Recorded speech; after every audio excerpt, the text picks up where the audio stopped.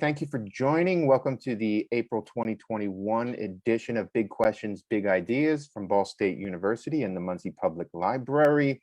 This month's edition has a special guest from the University of Massachusetts at Lowell, Christa Hodapp. Christa Hodapp is, like your host, a PhD from the University of Kentucky, and she published her first book in 2017, which is called Men's Rights, Gender and Social Media.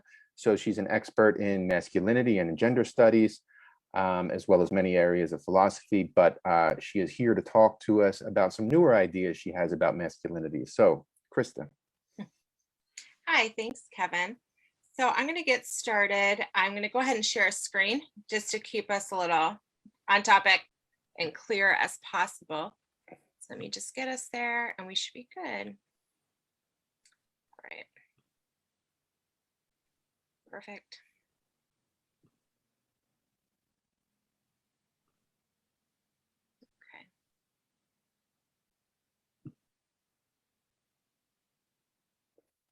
Okay, there we go. All right. Okay, so thanks again. I'm excited to be here. So we'll talk a little bit today. I'm going to talk about the issues in masculinity that I've covered before and some issues in social media use and online conversation and rhetoric by talking about it through the lens of a masculine double bind. So the official title we're working with today is Masculine Double Bind, Navigating Between Gentleman and Beast. And we'll go right into it. So just to be clear about some of the parameters when I'm talking this way. So I talk about gender and obviously masculinity quite a bit.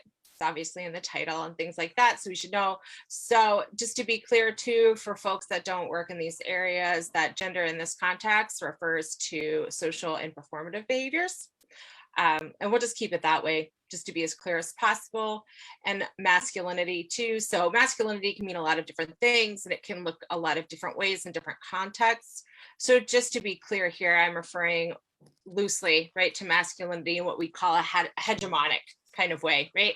So if you're not familiar with that term, I would think of it as masculinity understood in a really stereotypical way, like typical US, good old masculinity. And also, right, this discussion is pretty limited to, you know, we want to say generally Western experience, but really specifically US context. I think that's the easiest way to think about it. And I think when you talk about these things in double binds, they would obviously apply differently, once again, if men are not cisgender, white, heterosexual guys, but hegemonic masculinity often looks that way. So just for brevity purposes and to be clear, we'll just be talking in that kind of fashion today. And then you could expand this analysis, right, to talk about something, for example, like the experiences of Black masculinity in America, which would look in some ways similar, but also extremely different. So we just want to be careful, but I can't do it all today, unfortunately. So we're going to do baseline kind of stereotypical stuff, which is usually white dominated. So that should be unsurprising. So to be clear then, right, we're going to start out, we should also know what a double bind is. So double binds are any situation in which a person is subject to mutually incompatible instructions in which they are required to fulfill two contradictory requirements at the same time. And that's from Susan Bordeaux in The Male Body. So to be clear here too, a lot of this is kind of lifted from Bordeaux. So the idea of a masculine double bind is from this work of Susan Bordeaux's The Male Body, and the idea of the double bind being gentleman or beast is also from Susan Bordeaux, who is also a Kentucky person, which that's good. Yay, so keeping it local. But overall, right, so the double bind though, in general, is a concept, obviously, Susan Bordeaux didn't make it up, right? So in general, double binds don't even have to really be political, yeah? So any situation in which someone's kind of told to do A and not A is going to be a double bind situation. You know, the old colloquial way of putting it would be to say that you're damned if you do and damned if you don't kind of scenario. If you Google search it, that's kind of the first thing it'll tell you. So that's the easiest way to think about it. But politically speaking and gender speaking, feminists have been talking about double binds for a pretty long time. So one of the classic ones is lifestyle, right? Work versus home.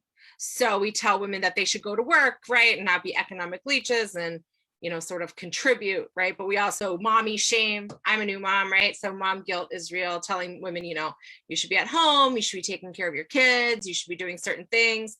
But if you're a stay-at-home mom, right, you get shamed for not being active and contributing. So there's a double bind, right? Like you can't be both at the same time. So people feel like they have to navigate that situation in terms of like a balance, and finding that balance is difficult, if not completely impossible. A really common one you'll see in feminist literature as well for double binds is the sexual double bind. It's classically sort of referred to as the Madonna whore complex.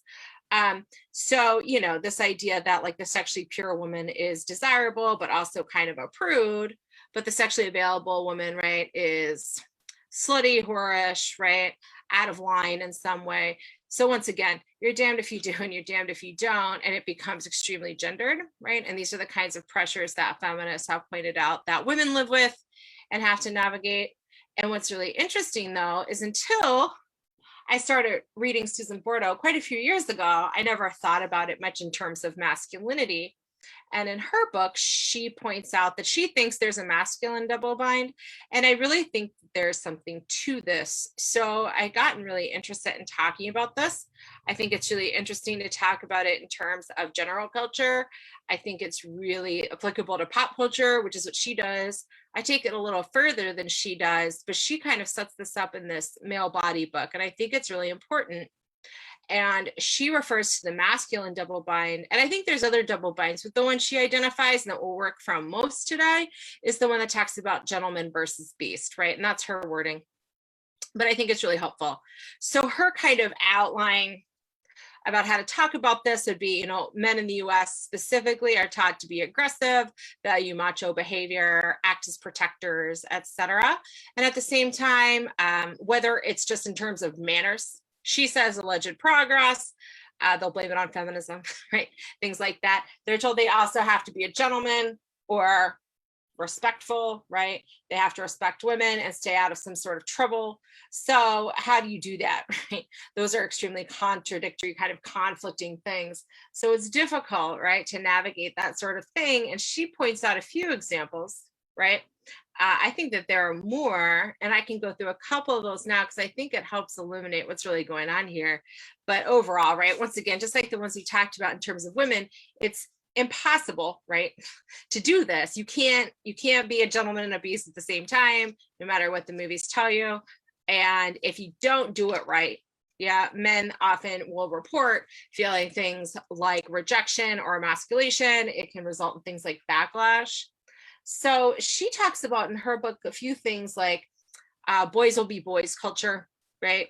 Things like that. I think there are images. As someone that likes sports, and I had a family member that played college football, I always think of the football players that have to wear a coat and tie on Friday, right? This sort of, or the fraternity members that have to wear a coat and tie. So this whole idea, right, that like on-field behavior doesn't match off-field behavior. So they're always told, you know, like you have to go out on the field and act like an animal, but then you're off the field, you act like a little gentleman and put your tie on Friday, etc. I think that's a pretty obvious one for me, but also things too, just like romantic heroes. You know, Bordeaux cites this, and I think it's worth thinking about, but she talks about Beauty and the Beast, like literally the Beast and Beauty and the Beast does both these things, right? So he tears apart the house and he throws tantrums. We'll stick to the Disney version if you want, but does all these terrible things, but inside he's really like a prince, and it just takes the right woman to kind of tame him down. And you see this, you know, kind of across the board too, but things, you know, like I think we have some contradictory messaging about things like chivalry and appropriate behavior, right? So we tell people like, well, you should, right, be adopting more progressive ideas on gender and treating women a certain way, but you're also expected to display some sort of manners and things like that. And it can become sort of confusing, I think, to some extent. And I also think it becomes kind of an excuse for men in other ways, but also even things too, like builds, like certain builds are desirable. So your behavior, you know, regardless of how much progress we make, they do like these surveys on women, and it's just like men, right? Women like a certain kind of body, and surprise, it's often muscular and things like that on men. So things to think about, right? But overall, it's a no-win situation. And when you have a no-win situation, you're going to get a reaction and you're going to get some stress. So essentially, right, how do you cope with this? I think there are healthy ways to cope with this. Unfortunately, I don't think we equip people with that, or they choose not to do so, right? So one way to do this would be just to resort to one side of the double bind and just really sort of rely on that, hyper masculine kind of violence, hegemonic, power driven masculinity, things like that. It's safe. It has some rewards. I don't think we should be surprised by this. Bordeaux supports her argument through some film examples, and I think they're fun and I think they're helpful. So I steal one from her, mostly because I like the movie, and then kind of expand it. And I like to start with pop culture because I think that pop culture tells us a lot, right, about the sort of popular subconscious that we have anyway. So if you see it in a film and the film becomes popular, right, or even iconic for that matter, it shows you something important. It rings true, right? And so I worked on this a little bit when I first started messing around with this idea. I started working out a film and then kind of expanded it out. So I'll kind of do that here too. And it's always kind of nice to talk about film. It's Friday, talk about TV. So the film example she uses is Pulp Fiction. If you haven't seen any of these, it's okay. It's not a big deal. She uses Pulp Fiction. I like Pulp Fiction, problematic or not, but I think that you see it, right, in these other kind of classic film examples, and especially if you've seen True Detective season 1 specifically, it's in there quite a bit. But we can start with our classics here. So Casablanca, I know a lot of people have seen Casablanca. If you haven't, I bet you have heard of it. So we can kind of start there. But the whole issue in Casablanca, right, with Humphrey Bogart's character that you see there, Rick, is that he's this kind of hyper masculine, doesn't care guy, and it turns out he can actually be a really nice guy. And his old flame comes in town, and you see the struggle between Rick, like the I don't care man, right? Business owner, right? Doesn't care about anyone kind of thing, and how vulnerable he could be with a woman, things like that. Obviously, right, it creates tension, and in the end, I don't think it's a spoiler for any of these. They're old enough so we can go for it. She leaves him in the end, right?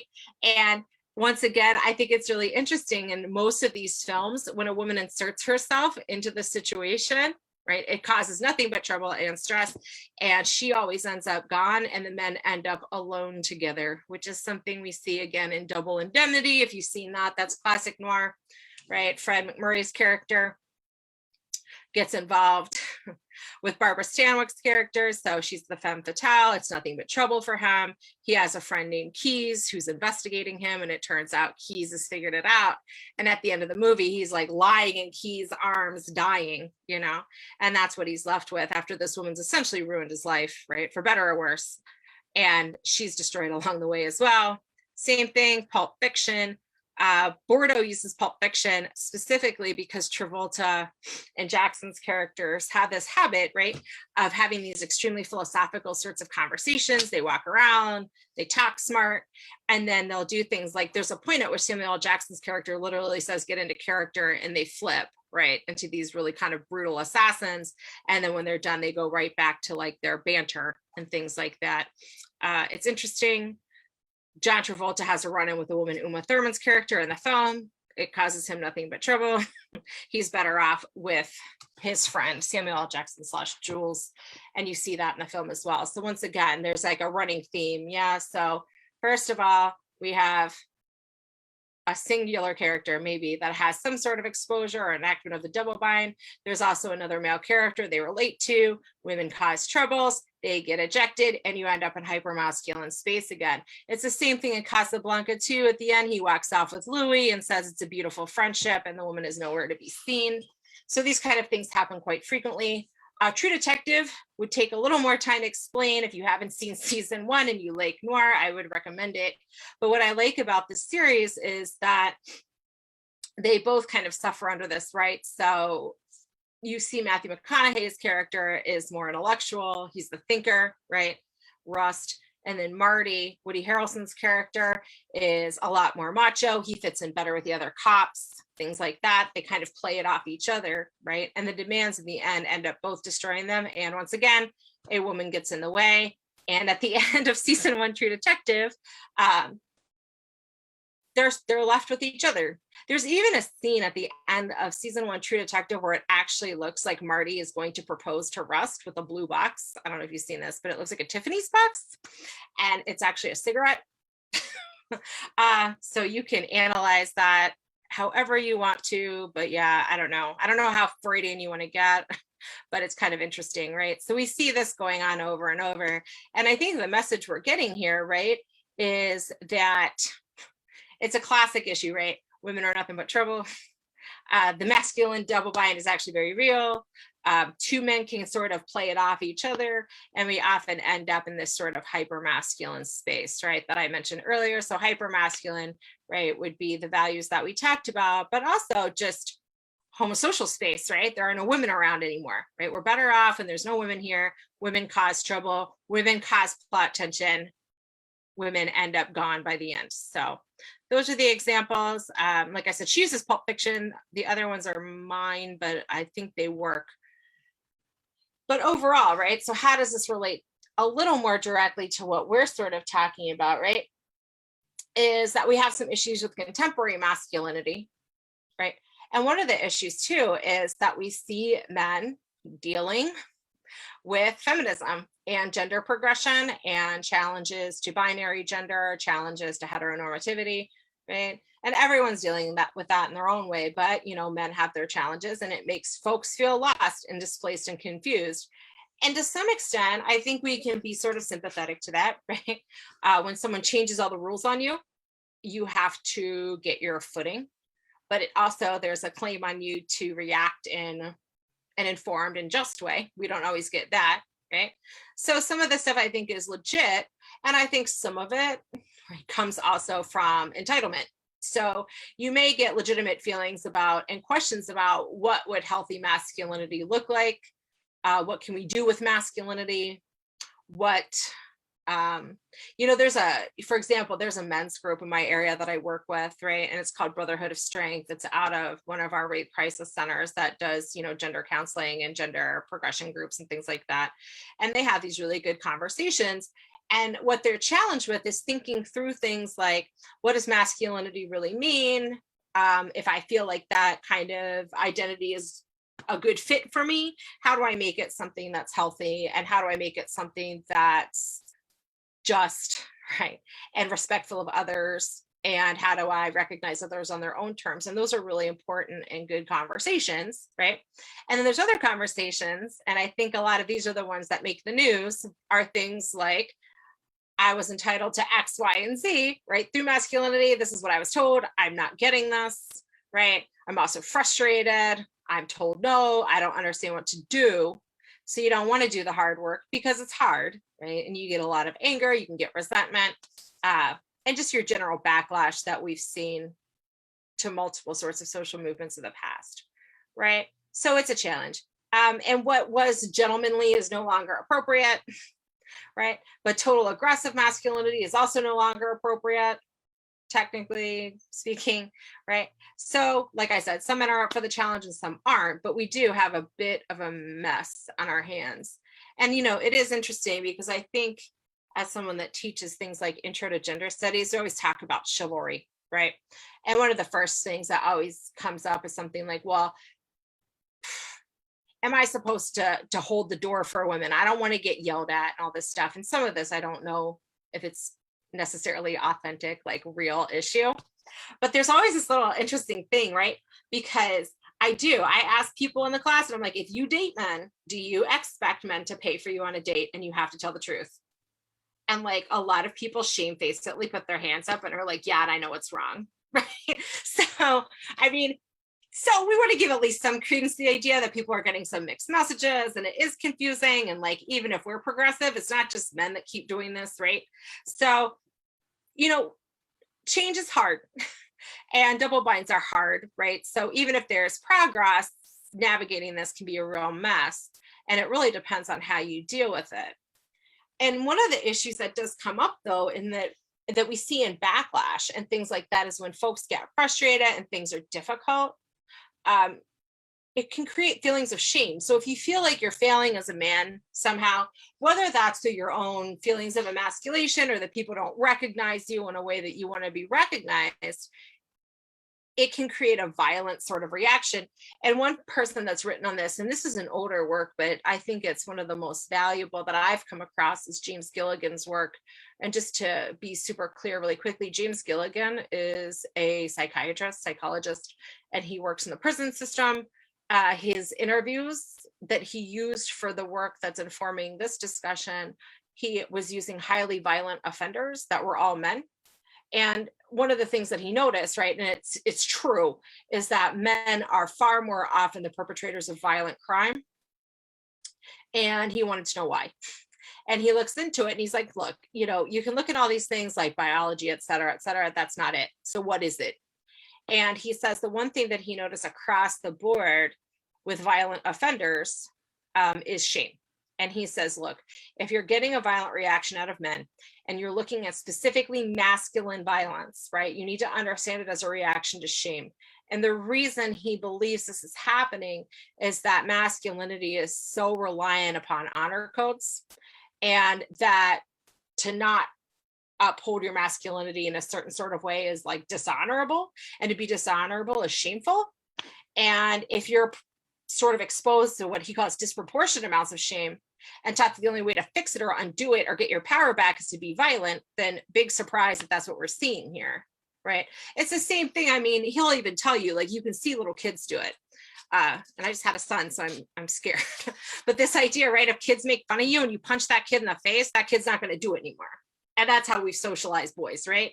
So are we really, really surprised that we're like, oh, someone disrespected you? And if you hear a lot of reports on violence, you hear a lot of talk about disrespecting. And this is why he thinks it's happening. He says it's happening because of the way that we are socializing men, right?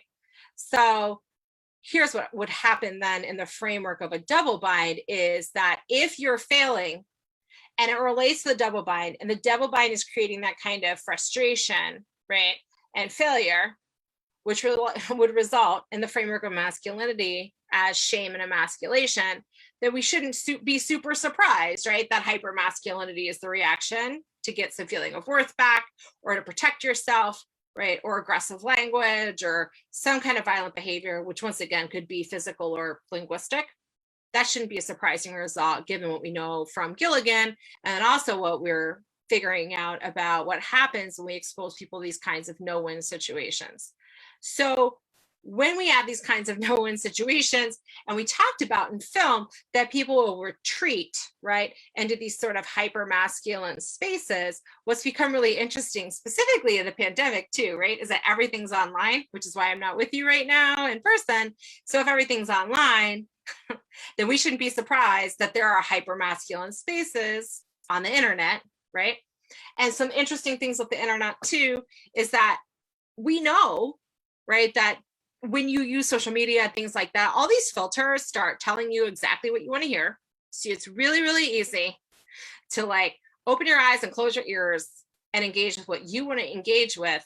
And they're not 100% sure why. And I'm not a psychology person specifically, but they have noted that things like groupthink, which is the idea, like if I find people that agree with me and we all agree with each other, then I'm going to walk out of there more radicalized than whatever belief I had them before.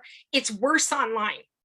So when people are finding groups online to do this, for some reason, the groupthink is making it even easier to get people radicalized. And it's probably because of just the fastness and the ease, right? And the actual just sheer vast number of people, right? You can get together really quickly, I would suspect has something to do with this.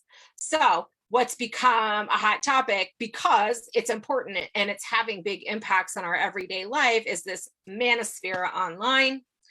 There's not a great way to characterize the manosphere specifically because it involves lots of different sites. I think some are more innocuous than others, right? Some are like really scary. Some are just kind of dumb. Some are just whatever. But, you know, it's kind of this loosely associated websites that all deal with masculinity and men's issues. And the reason they're a point of concern is that they tend to be highly misogynist, right? Or problematic, or they get these guys sort of amped up, right? And I think just to be clear, like some of them, I think start out in a place that makes sense and become problematic, right? Like I feel like men should care about being fathers. If you want to be a father and you want to talk about being a father, that's cool. And then it sort of escalates and avalanches into problematic behavior. So things to keep in mind, but things like MRM is just men's rights movement, even pickup artists, which is a particularly kind of gross corner of this, anti-feminist, like I said, father's rights activists. These folks have been the kind of foil to feminism since the 70s easily, right? So If you want to characterize the manosphere, though, Caitlin Dewey does it nicely in her pieces. She talks about, look, the core tenets that you see sort of over and over, broadly speaking, is that feminism's out of control. And men can save our society and get women, right, by acting like alpha males or super masculine, hyper masculine guys. So there's this whole concern, right, with gender roles, and there's also a concern with access to women. And we see that sort of infiltrating all this and being talked about as hyper masculine space. And I think it's important, right? And it's part of the backlash that we sort of talked about earlier. So one interesting thing, and if you're online at all, or you're dealing with like more casually speaking feminist circles, I'm sure you've heard of this, or if you've ever been on online dating, perhaps you've heard of this guy. They're called nice guys. Nice guys are not like normal nice guys we would talk about on the earth. Nice guys is an archetype. So there's an archetype now of nice guys. In fact, there's an entire subreddit. So Reddit, right? Reddit's a social media site, and you can create subreddits where you have different kinds of conversations. And one of them is just called Reddit Nice Guys. And it's literally just women and people that date men posting conversations they've had with like quote unquote nice guys. Some of them are funny. Most of them are disturbing. So it's kind of scary. But the idea, right, with a nice guy is that there's a lot of men out there that are saying like, I'm a really nice guy and women don't like me. And so when you see these posts on the nice guy site, right, for example, I didn't post them because the language is a little rough, but it's things like, I'll do anything for you, like sort of love bombing these women, right? Like, I'll do anything. I'm such a nice person. I'm a nice guy, right? And when the woman rejects them, they will say things. It's usually swear word laden and insulting, right? It can be slut shamey. And they'll say things like, well, the reason you don't like me is because women don't like nice men. It's your fault. Women only like jerk guys, right? Women only like hyper aggressive men. You told me to act like this. You told me to be a nice guy. And then when I got to know you, you didn't like me anymore. And that's what they blame it on, right? So we see this sort of enactment of the masculine double bind, right? Like there's nice guys and gentlemen, and that's what they imagine themselves sort of to be, right?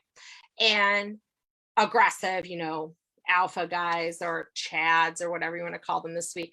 But things like, well, you owe me something. The problem though is, right, is that they're trying to sort of navigate this double bind, and they think that if they at least achieve the gentleman part of this, they're owed something because they tried, right? I'm entitled. And when women don't say yes to them, once again, they get violent, right? And that doesn't have to be like showing up to your house, but the rhetoric's extremely violent. It can be threatening pretty easily. There's a lot of rhetoric about friend zoning, right? Like women say they want nice men, but they don't. And I'm in a friend zone.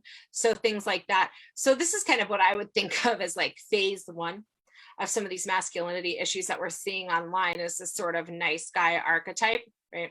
And playing around with that sort of double bind dichotomy issue that we talked about earlier. The next sort of step up, I feel like sometimes nice guys sort of, this isn't always a direct line, but for our purposes today, just to map this, I'm going to talk this way. I think that nice guys can amp themselves up into incels, right? So the next sort of line of this is incels. You know, when I first started researching this, incels hadn't named themselves when I put out my book. They kind of named themselves right after I did it, so I didn't deal with them as much.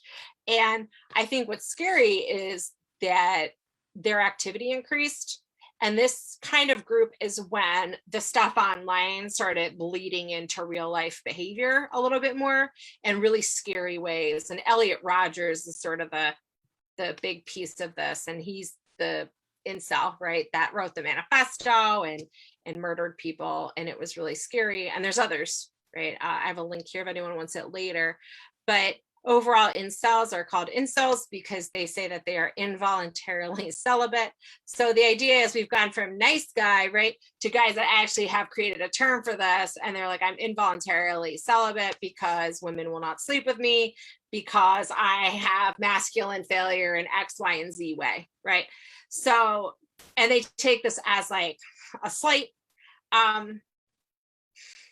they have mathematical equations to explain why women are not sleeping with them. It's just downright, it's really bizarre. I'll spare you, but they have a lot of arguments and explanation The sites are really scary. Some of them are more scary than others. They will occasionally justify extraordinarily scary behavior, right? Like violence, like Elliot Rodgers violence, sexual assault, things like that. So I have a little quote here from the New Yorker, maybe to sort of outline some of this, right? But there's this idea like, I'm ugly, I'm strange. I've read some interviews with incels that other reporters have done that have said things like, one kid was saying like, a lot of the incels I know, including myself, are not neurotypical, and that's part of the problem. So there's always some sort of outlier, kind of their own kind of adopted outlier explanation for this. But once again, right, they're saying that all these aggressive hypermasculine guys are getting all the women, right? And they were told that they had to be nice to get women, right? Or smart or do X, Y, and Z, and it's still not working. So they'll just get mad, right? So they go to the other side of it. And they're like, well, maybe physically, I'm not a big deal, but I can be rhetorically violent, right? And I can be threatening, or if I can't do it that way, right? You get to Elliot Rodgers, who's using weapons, right? And some other things to mention too is that incels also point out themselves that they're bullied by other men, right? They say it's not hypermasculinity causing this, but it's the opposite. And I'm like, well, it is hypermasculinity, right? It's like, you can't do it. And that's what's causing the problem. But that archetype and norm in and of itself is problematic. So that's what we have, with the sort of incel issue. And the last issue, and I'm just going to touch on this, is the problem now, which I'm sure some of you are aware of, is that a lot of these men's rights groups and incel groups are major pipelines to the alt-right. And the alt-right is under a lot more scrutiny lately, for obvious reasons. So we're having some problems here. And it's not super surprising to me that this happens. But the reason I was thinking about the Proud Boys is that I sort of hadn't done research on this yet, but I thought about it. And I was driving somewhere and I was listening to NPR, and they were interviewing someone that was in the Proud Boys or had been in the Proud Boys. And he said, well, the reason we're getting guys in this group is that they just kind of feel bad. They can't get a girlfriend. They got some problems. They're trying to fit in. So they come to us, and like, you can feel like a big shot. And like, that's why they're hanging out. And I said, well, there it is. Right. Once again, right, we have this sort of masculine double bind failure issue. And also, I just didn't find that super shocking to hear, but it was nice to hear my suspicions sort of confirmed. But if you look at the stuff with the Proud Boys, and the Proud Boys, right, they say they're, what do they call themselves? Alt-light. They can say whatever they want.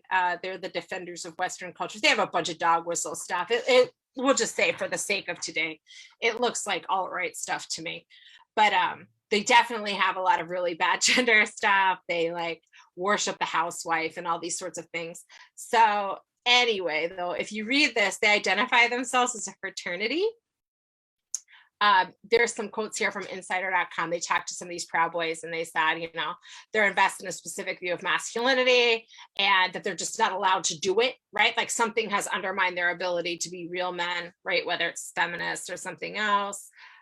They talk about masculinity in this very sort of stereotypical way, like in terms of economic success, heterosexual access to women, once again, social status. And if you look through a lot of their tenets, right, and norms, it's not super surprising. A lot of them report being humiliated, and then we're back to shame behavior, right? Bullying, feeling denigrated, something happened with women, right? And so they see themselves too. And one of the words that kept coming up, I thought was so interesting, was edgy, right? This is where they can be their edgy selves, right? Like, you're not going to walk on me anymore. And I like to say things to upset people. I like to say things that break the norm, like to get that sort of attention. And I think that that's something that's definitely worth noting. So overall, though, once again, right, we see this kind of sense of masculine failure. We see this sort of, you told me to behave. You told me to invest in X, Y, and Z. I didn't get anything out of it. You owe me. Right. So you go to this kind of hypermasculine extremism, kind of total rejection, and then they get this sort of problematic sense of pride through their newfound edginess, right? Or something, something like that. But overall, right, we see the same thing sort of again. And I like to mention that because, like I said, the Proud Boys have obviously been in the news quite a bit. So I'm going to go ahead and stop my share. And I think I'm all set and we can kind of start the conversation. There we go. Okay. So that's all I have to say for now. Thank you.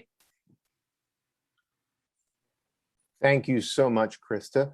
I have a lot I want to talk to you about, but I'm going to concede the floor to my colleagues, Elizabeth and Sarah here. Elizabeth is actually the director of our Women's and Gender Studies program. And Sarah, I assume, is an acquaintance of yours through the Radical Philosophy Association. That would make sense. I hadn't thought of that before, but it does indeed make sense now. And Sarah, of course, has written about homosociality. So I'm going to concede the floor to you guys. Sarah already has the hand up, so I'll just go on mute and let Sarah Vitale take it over. Christa, thank you so much for that presentation. It was it was fun, and it's a tough topic. So I have a question about what you think about Bordeaux's use of the double bind. So I'm thinking about when Marilyn Frye says that.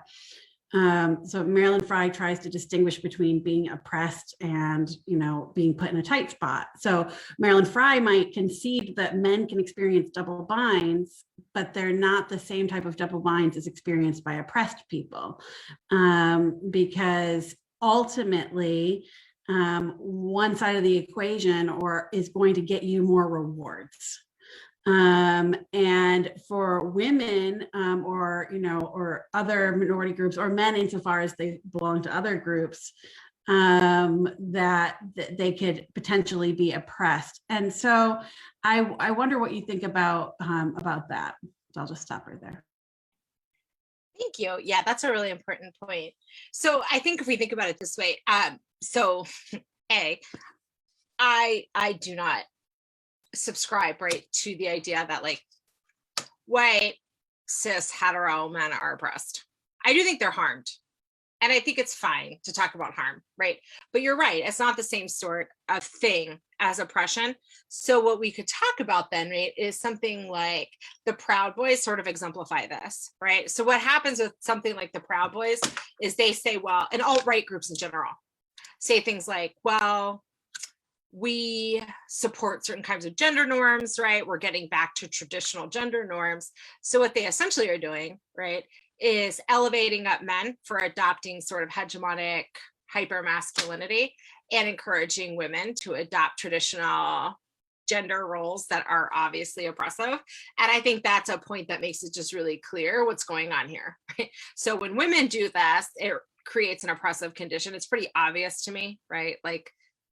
The venerated housewife is still an oppressed person, right? Where the Proud Boy, who's doing whatever he's doing at his meetings and storming the Capitol and standing by, right, is getting a lot more reward, right, and a lot more freedom from that. So he's not oppressed in that same way. And then the messiness kind of comes, right, when we talk about masculinity and oppression, are things like when we start taking an intersectional lens, right? So can you be oppressed qua masculinity? I'm not sure, right? I'm not always sure, but I'm pretty sure we don't want to say white, and specifically white cis hetero men in the US are oppressed, right? But once again, if we read something like Tommy Curry's work, you've got a whole nother question, right, about when men are oppressed and how to think that through. But overall, yeah, I think there's a big difference, and that's a really good question. Thanks for asking it. Thanks for your response. And I like I think it's important to distinguish between harm and oppression, and say that harm is still something significant to talk about. I have another question, but I can wait too. Well, no, go on. Okay. Unless Elizabeth, raise your hand if you want to raise your virtual I do, hand. but go ahead, Sarah, and then I'll jump in. Okay. I just finished, well, I didn't read it all, but I read most of Kate Mann's Down Girl recently. And she uses the term entitled shame. And I thought that was really interesting because she talks about the way that shame for men in patriarchy, for white cishet men, often makes them want to hurt the person that they are feeling shame from. So instead of to hide yourself, which is might be one reaction of shame, it's to cover the eyes of the other person. And I thought that was interesting in comparison to, I think that sounded a lot like what you were talking about today with shame. And so it's not as much of a question, but a comment. And is that something you're interested in? Yeah, I'm actually really interested in that. And I have, it was a minute ago that I read that, but I remember her talking about it. I really like that work, by the way, too. It's super helpful and really, really smart. But yeah, so the interesting thing about shame, right, is that I think a lot of times when we talk about shame, you know, I think it's interesting you mentioned, right, this sort of covering, like you hide yourself if you're ashamed. And this is not the sort of gendered read you get in Man or even Gilligan's work from back when. And Gilligan says too, I mean, he talks to these guys that are incarcerated, and it started with him saying things like they would get in a fight with their peers. And he would say, why did you hit him? And he's like, because he disrespected me. He disrespected me, so I hit him. And I work in incarcerated communities, and I assure you, like, that's pretty common, right? When I'm like, why are you doing that? And they're like, he's disrespectful. He said this to you, can't do this to me. And I'm like, here we go, right? And it's a really big trigger thing. And then, you know, Gilligan also argues, though, that this is a really interesting problem with men's relationship to women, especially when they're heterosexual, is that a lot of men that are abusers of women in those kinds of relationships will often be super paranoid about things like cheating and infidelity. And he argues that because women are more labeled in this kind of construct of masculinities as bringers of shame, like women can shame men through their sexual behavior specifically, right? Like cuckolding them back in that terminology and everything else, that it's extremely shameful to be treated that way. And so men that are insecure and already kind of having these experiences will tend to start becoming paranoid, whether it's even real or not, right? Like, you're going to cheat on me. What did you do? What did you do? Right? And it escalates in this kind of like insane paranoia, but it's the same sort of problem, right? Is like this kind of elimination of shame.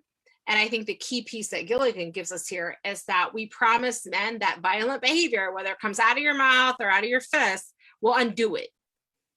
So, you know, I'm serious. And I tell my students this is a terrible example, but I'm serious. I'm like, if you've ever seen guys fight at a bar, I've been in Boston too long, but if you've ever seen guys like punch each other at a bar, it usually starts with one guy calling the other guy a name that is just like unforgivable, right? So, and it usually has to do with emasculating them, right? So if you want to watch one guy punch another guy, tell one guy to call the other man some piece of female anatomy and just see what happens, right? Or yeah, we'll say female for now, but just say it, right? And see what happens. And they do, they're like, if you don't hit him, right, now you have to live with it. And we teach boys this stuff. So are we really super surprised, right, that we see this kind of behavior? So I think that that's absolutely right. And it's really an interesting framework to analyze it, because I think it gives a lot of important answers. Thank you. So that's a great segue for my thoughts and question. I'm really interested in this question of shame, and it, you know, I'm thinking back to just observations of the news about violence among young boys, like bullies, and so often, I mean, including you know, I mean, violent action of young bullying boys is often rooted in shame, and you find that out kind of after the fact. So I'm kind of curious whether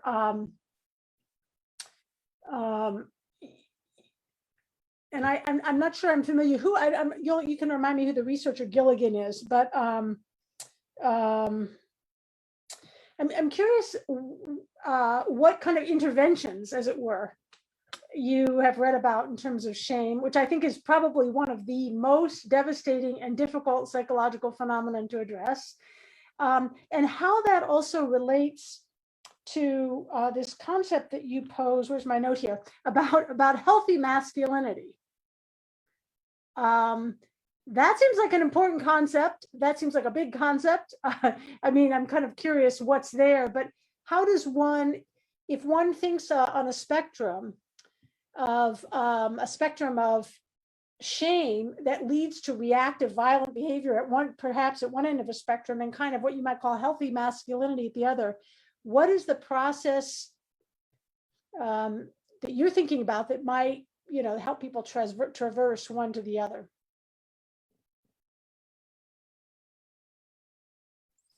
those are good questions, right? So, and just to be clear too, so Gilligan, he's a psychologist. I don't remember if he's a psychiatrist too. I know he's a psych person. He's actually Carol Gilligan's husband.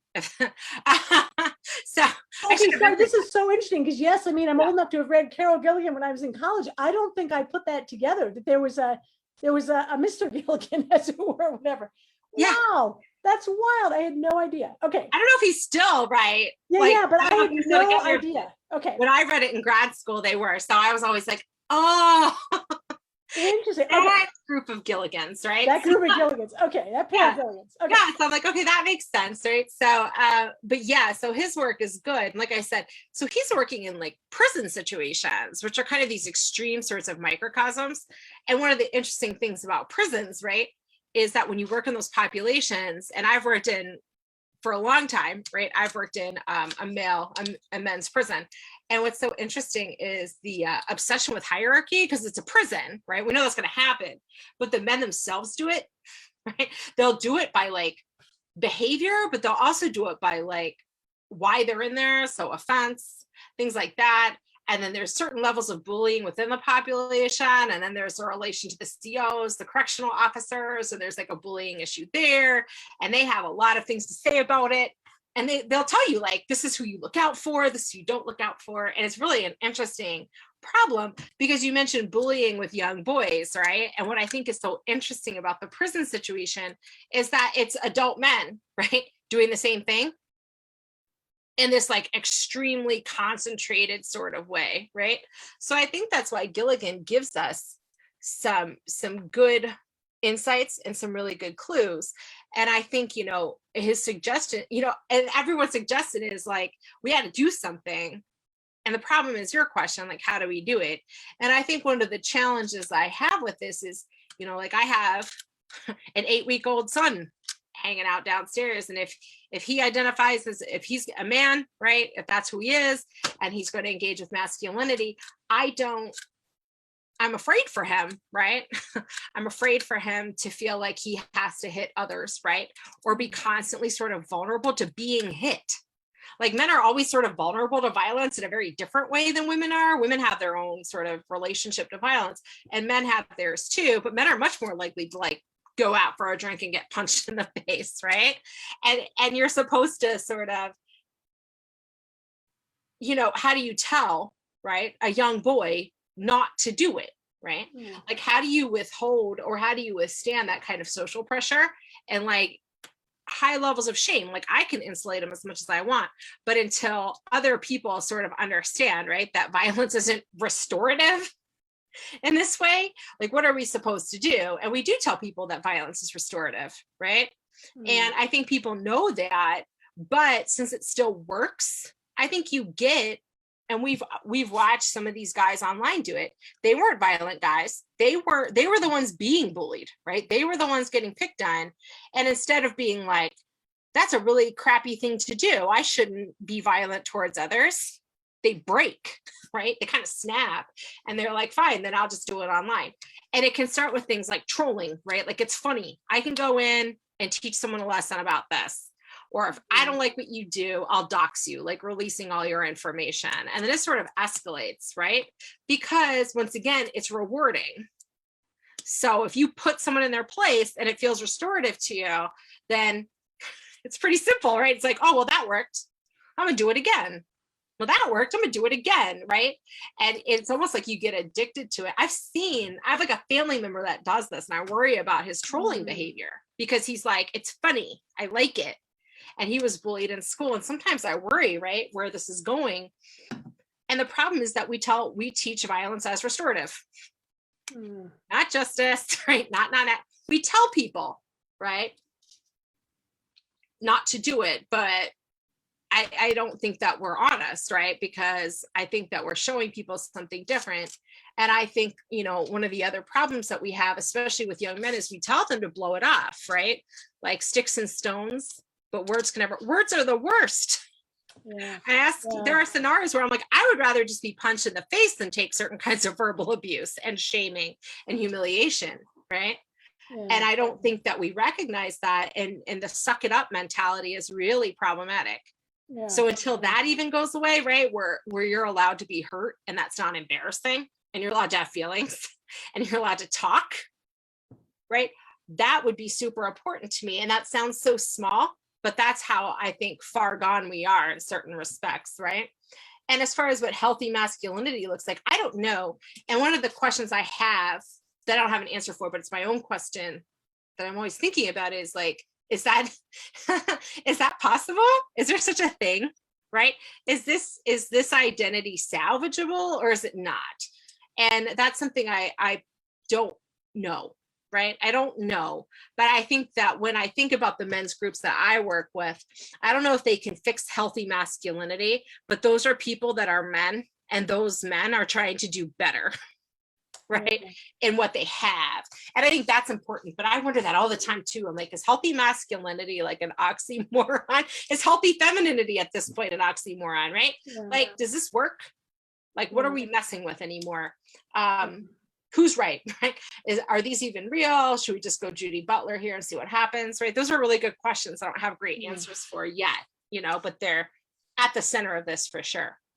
Yeah. I mean, it just seems that shame is such a profound psychological rupture, and, really what you're talking about is, I mean, women tend to collapse inward, men tend to explode outward, but it's the opposite sides of the same coin of the intolerable sense of dealing with shame. And I mean, it's so interesting. I mean, the whole notion of shame, of course, is a very religious phenomenon too, and the impossibility of bearing one's shame, so it's and then the other thing, I mean, the other thing I think that you're also kind of pointing to in terms of raising kids is it's such a generational thing. I mean, the fact that abusive patterns are passed on is related to their link with a shame, I think. And yeah, boy. So, I mean, it just seems like such an important topic. And I'm really interested, when I first came to Ball State, I taught in the prisons for a couple of years here. And just south of Muncie, and it was a very rewarding experience, very eye-opening experience. And boy, I very quickly learned from the inmates about this kind of hierarchy. And so that was, I mean, just the need, everyone kind of having each other, or people having one another's back because they're, somebody didn't have their back, and the vulnerability and stuff. Yep. Yeah, they get really preoccupied with loyalty, right? And like the prison snitch issue is real, right? Even if it's something stupid, like there's nothing worse you can be to them than a snitch, right? But what they're just, my guys are just always really interesting with this. But Gilligan points this out too. He goes, so let's say shame is causing violence, and we're seeing this pattern in highly violent offenders, right? Okay, fine. And then he says, but then you go to prison, which operates sheerly on a shame mechanism. All prison is, it's just one big humiliation after the other. So are we really super surprised that like recidivism is so high? Yeah. And he goes, or you'll get like a low level offender, right? Like, I don't know. He points out some guy that was stealing cars, right? And he says, this guy went out and was stealing cars, gets put into prison, comes out and murders someone. He was no murderer when he got in there. Yeah. Comes out and murders someone for like sport. And he goes, we're basically breeding worse criminals, right, inside of our prison because of all the shame. And he talks about some of the really distressing sort of things that happen, and abusive behaviors and patterns and threats and just general shame mechanisms that happen in there. And he's like, so are we really surprised that it's escalating? It's not fixing anything. It's making it worse, right? And then on top of that, another thing to keep in mind too, that I didn't mention, which is I think so helpful, is that he says, shame, he has this whole thing too. He says, shame is not just something that we heap on genders, right? He goes, we heap shame on different races. And one thing that he says is really fascinating is the shaming associated with poverty. And he's like, so are we really surprised that we're seeing outbursts from like impoverished people, right? Or things like that? Because he says the US has a really distressing habit of just heaping shame on the poor, right? And who happens to be poor, right? And who are we targeting? And then we see also blow ups with certain issues and policing and things like that, and then justifying it. And he's like, it's a vicious, vicious circle, right? Yeah. And it's extremely disturbing. But he's like, the problem is you see like gendered shame, poverty shame, like racial shame, right? And then you put it in an intersectional analysis and you get some really, I think, insightful situations and insightful explanations, but it's also really scary because you're like, wow, this is a mess. And shame, like you said, is just so powerful. Yeah. Yeah. So Christa, if you don't mind, as we come to a close, you've opened the door for me a couple times now. Once you referred to Tommy Curry, and then in this last bit, you're talking a little bit about economic status and race and things like that. So speaking as one of your hetero white men, it's really difficult for me to parse any notion of masculinity away from class and race. Even among hetero white men, the distinction in expression of masculinity between working class and middle class men is profound, and it's visible at first sight, right? It's like, so these are things that I can identify from 100 feet away. And then so as somebody who looks at the world through that kind of lens, when I first discovered Black male studies and saw Tommy Curry's notion of masculinity and his attempt to interpret patriarchy as misandric aggression, that really moved me, because even I never exactly said this to him, although he's a good friend of mine, but I never exactly said that this actually describes the experience of being like a hetero white male, because it feels more like being the last people left in a battle royale than anything I've ever heard from feminists, right? It's like, I'm not dominating people. I'm scrapping it out with who's left in the ring, and you just happen to not be in the ring. So anyways, I've always found that attractive. And then recently, a notion that's very similar, although they arrived at it somewhat differently, is like Robin Dembroff has come out with a very similar notion of gender, which is not oriented towards this, men, women, oppression kind of binary, but is actually like focused on the violence towards outgroups, the people who don't fit it. And I say this as a man, it's like I have an acceptable level of masculinity, so I can look at these incels and people like that in a different way, but it's easier, like these incels make more sense through that kind of lens as the losers in this battle royale than through a lot of the things that I've heard through like traditional feminist theories. So I don't know, like, does any of that move you? Does it force you to shift how you think about something like a masculine double bind, or just leave it there? I think in some ways, right? So I really like Tommy Curry's work, and it's interesting, right? So if you haven't read Tommy Curry's work and you're here, I would check him out, because what I like about Tommy Curry is Tommy Curry has the ability to make people very angry with what he says, but even when he makes me angry, he makes me think. And I feel like I've really thought a lot through things, and I actually really do agree with him more often than I disagree, even though sometimes I really disagree with him. He's great, right? He's great. And he gets it, he steps in it a little bit sometimes, but I think he's overall just really helpful. And he uses some terms I think you have to rethink in his context, like misandry, like men's rights guys say that all the time. And when I first met Tommy, he's like, why is everyone calling me an MRA? And I'm like, because you're using their vocab. He's like, not oh, reading. No. Yeah, and he's like, oh. He's not reading the incel subreddit. No. He doesn't have it. That's white people stuff to him. So I know. So he's not paying laughing. attention. I didn't know what it was. And I'm like, yeah. So that's why people are misidentified. So just to like defend him, if you've heard that word, that's not what he means. But you're right, and even if you're like a cis hat white guy, right, it still neglects things like disability, right? Ableism, things like that.